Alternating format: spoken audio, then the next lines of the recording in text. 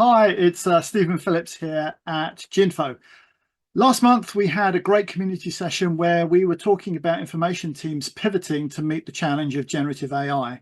And off the back of that conversation, we have actually produced a report which contains 12 tips for information managers to start to address the challenges that they see out there. Now, for many of you, I know people are very uncertain, that they're feeling very challenged about this technology, even some slightly find it slightly terrifying, frankly. But really, there's nothing to be scared of here. I think this is it's just another technology.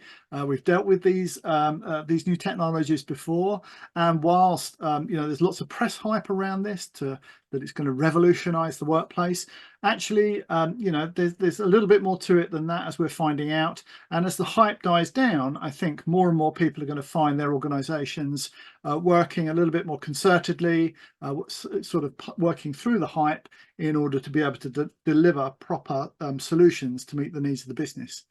Now, I'm not going to run through all 12 tips that we have in our report today. I'm only going to pick up 2 or 3, which are kind of my favorites and ones I think that we should be most focused on as information professionals.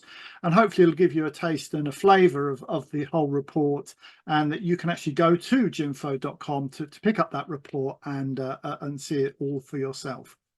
Now, first and foremost, I think the main objective here really is to stay, when it comes to Gen AI, is to stay focused on business objectives. Technology for technology's sake, as I think long since passed. And whilst there are lots of technologists that are very interested and excited about this stuff, actually, we have to stay grounded, and we have to keep our organizations stay grounded there, thinking through, well, actually, it's great technology, it's got lots of potential, but it has to solve a business problem or issue or provide efficiency. And we kind of focus on 3 things here at Ginfo. Bottom line is that it has to make money, save money, or reduce risk.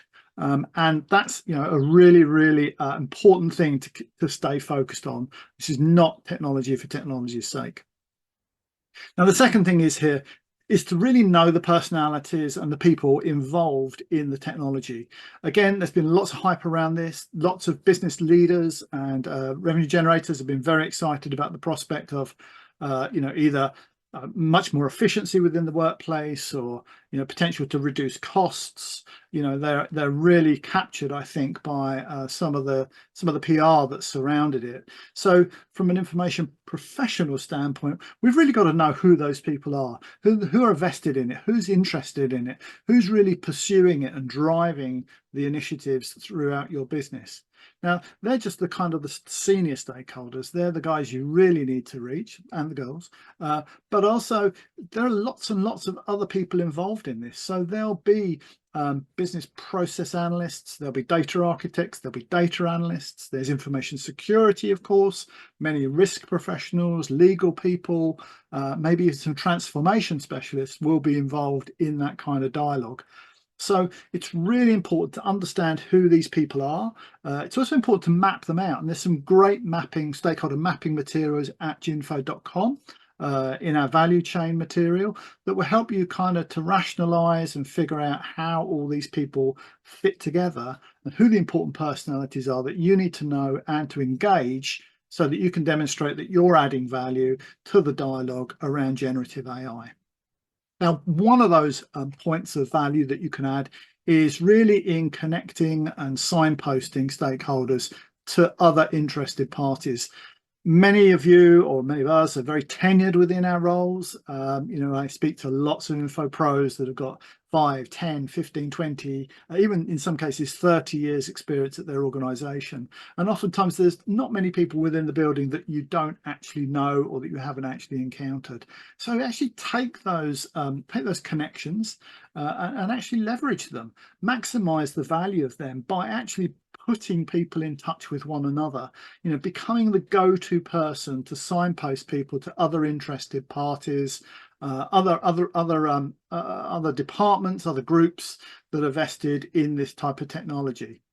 It can be done very informally, just by way of a phone call or by redirecting an email and brokering a conversation.